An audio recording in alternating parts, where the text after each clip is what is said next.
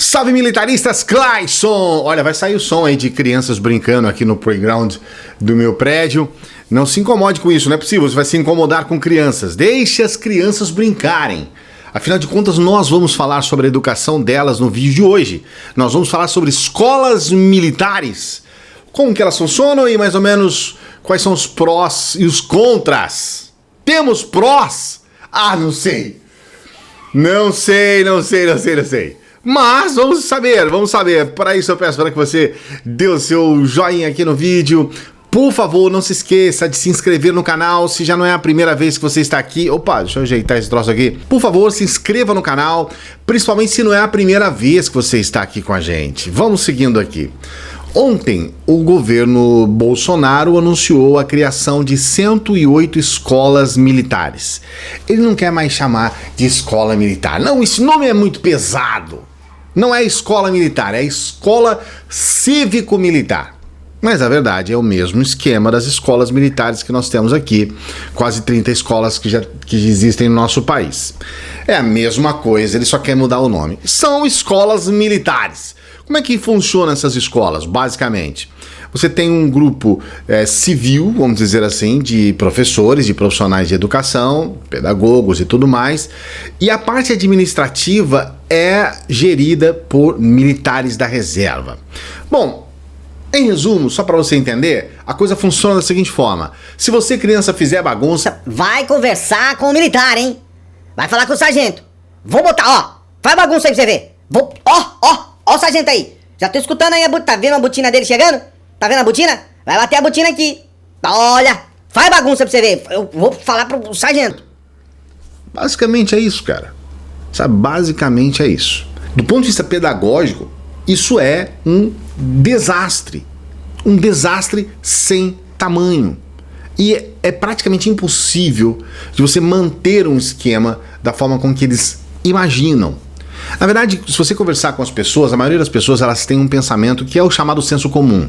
Aquele negócio, as crianças hoje, elas estão muito bagunceiras. As crianças hoje, elas não têm disciplina nenhuma. Então vai colocar numa escola dessa, pelo menos elas serão disciplinadas, elas vão aprender a hierarquia, elas vão aprender as coisas. Olha, isso tudo é uma ilusão, que você não tem tamanho do quanto isso é uma ilusão. E isso é simples, basta você constatar as escolas militares que já existem. Eu tive a oportunidade de acompanhar profissionais que foram estudar essas escolas, que foram entender como que elas funcionam. Especialmente porque essas escolas, elas sim apresentam resultados favoráveis. É inegável que há resultados favoráveis. Não é uma coisa estrondosa, não coloca a escola acima de todas as escolas. Tem escolas que não são militares que estão com índices superiores às escolas militares. Então, se você pegar as melhores escolas do Brasil, elas não são militares. Porém, acontece essa questão interessante. Há um aproveitamento. Qual foi uma das primeiras questões que os professores que estavam estudando as escolas militares levantaram? Quando um aluno ele ultrapassa aquele limite de disciplina que é imposto na escola, ele é expulso. Não só isso. A partir do momento que ele ultrapassa os limites e também que ele não tem boas notas, aí realmente ele é expulso mesmo sem pensar.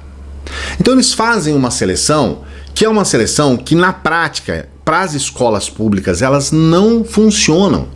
Não é simplesmente expulsando um aluno que você vai melhorar o ensino.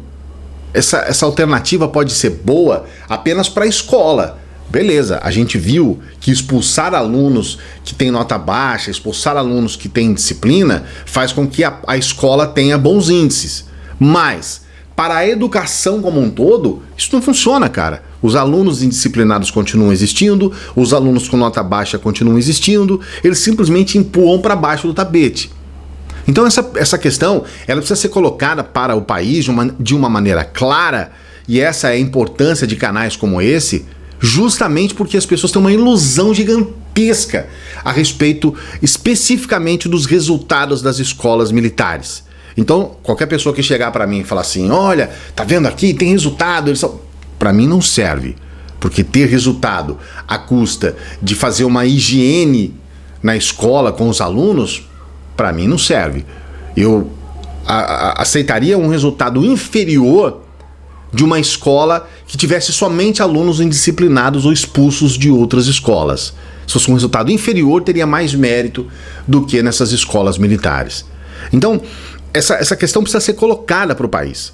Uma outra questão que eu considero também fundamental é a forma com que hoje, no momento atual que nós estamos vivendo, 2019, a 6 meses de 2020, hoje, esse pensamento de repressão na escola, ele já é, em muitos lugares do mundo, já é completamente dizimado. Não existe essa questão de repressão em escolas em muitos lugares do mundo. As pessoas entenderam que a repressão pela repressão não adianta nada. Muito pelo contrário.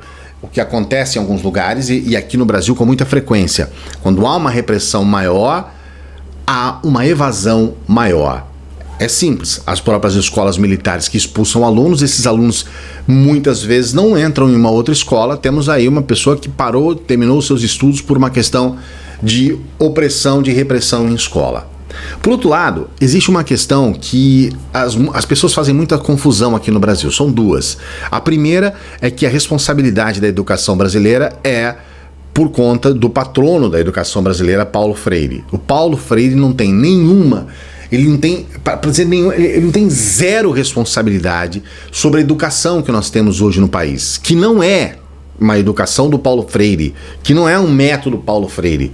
Hoje, na maioria das escolas, eu acredito que 90% das escolas brasileiras ainda persiste o modelo piagetiano, de Piaget, e algumas ou outras escolas trazem alguns outros, como Vygotsky, como Emília Ferreiro, alguns outros.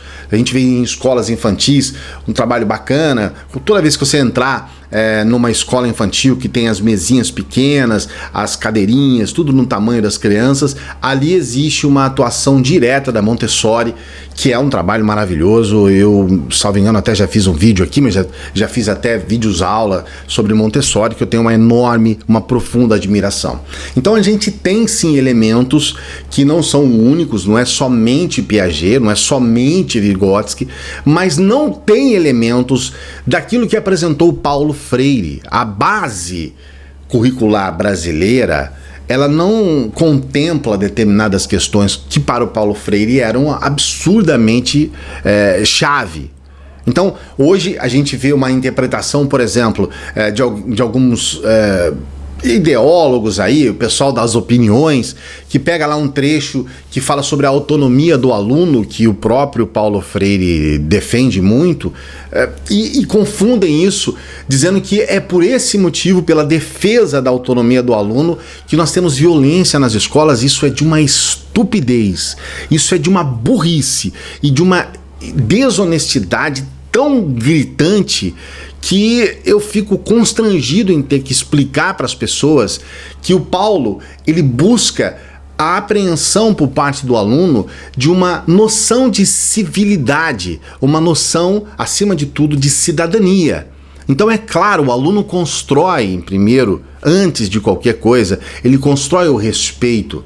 Faz parte da relação do aluno com o professor o pensamento de cidadania colocado pelo Paulo Freire. Então as pessoas, eu não vou me aprofundar, mas é só para trazer para você alguns exemplos do que acontece no nosso país, o quanto as pessoas se enganam em relação à pedagogia, em relação à educação e em relação ao que acontece no nosso país, e por que as pessoas ainda estão muito deslocadas em relação aos números do nosso país. A gente simplesmente vê os números que são péssimos, que são terríveis, e a gente não consegue analisar as coisas pelo aspecto mais amplo do que é a educação no país e, que é o principal, e o cidadão. Porque as pessoas não consideram, por exemplo, que muitas crianças têm problemas até de alimentação.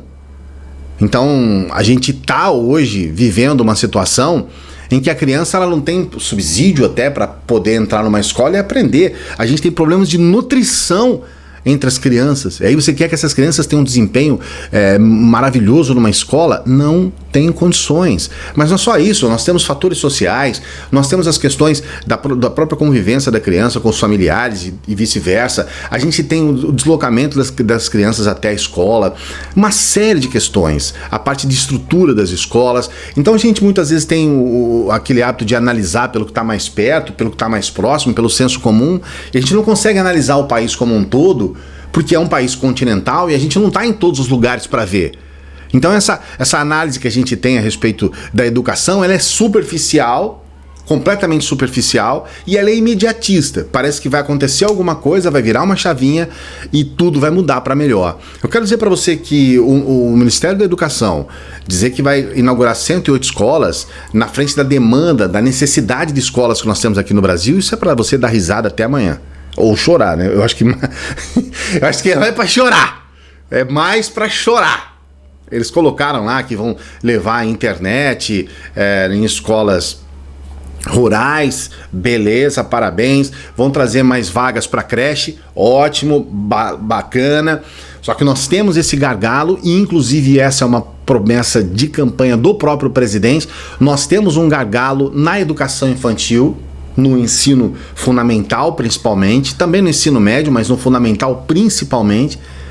Crianças que chegam lá na 4ª série, não sabem ler e escrever, e nós precisamos aumentar muito a nossa efetividade nessas séries e principalmente nesse trabalho todo que está sendo desenvolvido no ensino médio e ensino fundamental, e a gente não viu nada a respeito disso do ponto de vista prático, que é o que interessa, gente. Falação não, ponto de vista prático. Essas 108 escolas são praticamente aqueles 3 caminhões de abacate que o Bolsonaro comemorou em exportar, sabe? Não serve para nada e não resolve nada. E as escolas em si, elas não são um modelo viável, um modelo a ser copiado, um modelo que vai resolver a educação. Não vai. Vai simplesmente, pode contribuir para a evasão escolar, porque como disse a você, os alunos que não se encaixam são expulsos. Então, o que vai acontecer com esses alunos? Se nós tivermos 108 escolas, mais essas escolas que já tem, a gente vai precisar criar escolas para atender os alunos que eles expulsam, ou uma forma diferenciada de atender alunos expulsos de escolas militares. Então, em primeiro lugar, é uma aberração que a gente tenha para o Ministério da Educação uma proposta dessa e achar que essa proposta é viável para a educação brasileira, para os mais de 200 milhões de brasileiros, que é coisa que a gente sabe que não é. Uma população que não é alfabetizada, ela contribui em muito para o subdesenvolvimento do seu país. Se você observar os países desenvolvidos, eles têm uma taxa gigantesca da população que é alfabetizada. E é alfabetizada mesmo, não nessa situação que a gente tem hoje no país, em que as crianças não têm realmente condições de aprender e acabam tendo esses números ridículos que a gente tem na educação do país. Então, é lamentável que o principal... as pessoas acham que é a saúde, tá? Mas eu acho que a educação é o principal ministério. Não estou... Cláudio, tá puxando sardinha pro seu lado. Não, cara, eu acredito nisso. Sabe, eu acho que com a educação a gente aprende a ter uma saúde melhor, sabe, a gente contribui para melhorar as questões do nosso entorno. Então, mais educação é muito melhor para um país e nós precisamos de ter qualidade nessa educação. E eu quero te dar a garantia de quem é especializado nisso, de quem fez uma faculdade se especializando nessa questão. Eu quero te dar a garantia de que essas escolas não resolvem porcaria nenhuma. Não resolve nada. Muito pelo contrário. Piora as questões, especialmente de evasão escolar e especialmente que a gente vê aqui com relação àqueles alunos que têm problemas. Essa educação formal, essa educação extremamente rígida, isso para o cidadão, isso vai tolher uma série de questões. A criatividade do cara de imediato já foi pro saco. Não tem como você ter criatividade numa coisa em que você é cercado por todos os lados, uma coisa em que você é tolhido. Não tem como você exercer a tua criatividade dessa forma. Colocando você dentro de uma caixa de fósforo, você não pode mexer para cá nem para lá, você só pode fazer aquilo que é mandado. você só pode receber informação. Então, esse é o tipo de educação que já acabou há pelo menos uns 30 anos. Os passos já foram dados.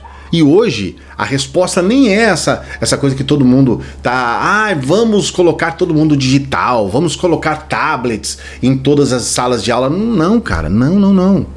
Isso daí, aliás, já existem hoje especialistas que simplesmente estão dizendo que é proibido praticamente você dar uma tela na mão de uma criança menor de 4 anos, para ela interagir com aquilo, que aquilo para a criança é péssimo, é horrível ela interagir com essa tela. O ideal ainda são os brinquedos lúdicos, que tem vários formatos, que tem várias texturas, que tem realmente uma interação mais objetiva, porque ela tem que ficar quieta com aquela porcaria na mão, certo? Um troço, sabe, que ela tem que ficar na mão. Sendo que brinquedo e a forma que a criança se expressa é completamente aberta, é completamente... Aliás, há uma incompreensão, muitas vezes, das pessoas em relação a como se comporta uma criança.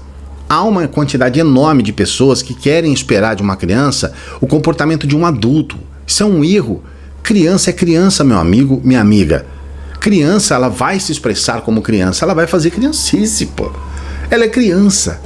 Então a forma com que ela tem de absorver as coisas do exterior, essa interação que ela tem com o mundo exterior é completamente diferente de um adulto.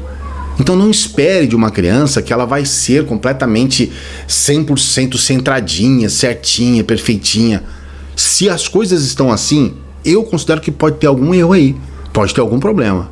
Tá muito certinho, tá muito concentradinho, muito fechadinho, muito no mundinho dele, muito sem conversar com as pessoas, sem interagir, não sei o quê. Opa! Algum problema pode ter. Não tô dizendo que tem, mas a possibilidade é muito grande. Se vê uma criança aí brincando, dando chute na canela do outro, fazendo... Essa é a criança, cara. Essa é a criança.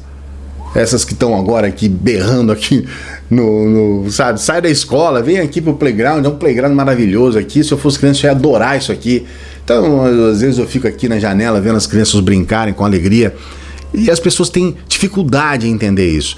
Olha, eu quero garantir para você, nós estamos penando e muito com relação ao nosso Ministério da Educação no Brasil. Nós podemos abrir feridas sérias nesse ministério que podem demorar muito para cicatrizar.